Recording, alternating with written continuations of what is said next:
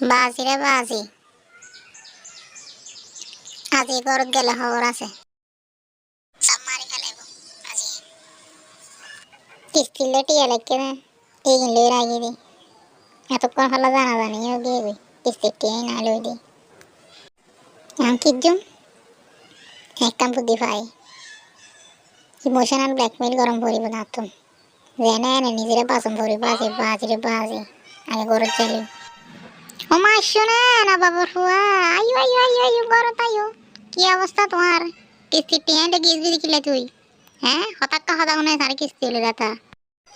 আম্মা আইকে প্রতিদিন কিস্তির টিয়া লই যায়নি বাজি। হাসি বেশি দরকার আছে ইতালা লই এর গিয়ে দিদি।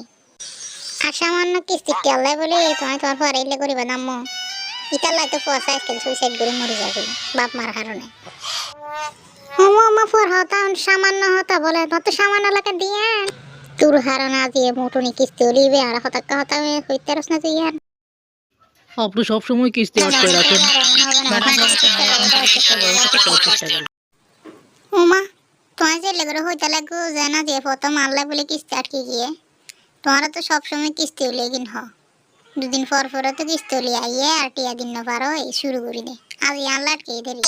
আচ্ছা হয় নে গুলামর ফুয়া হতো না এত বড় বড় হতা হতো শিখ করছে ইয়তি আজ ফিরে চামড়া উড়াই।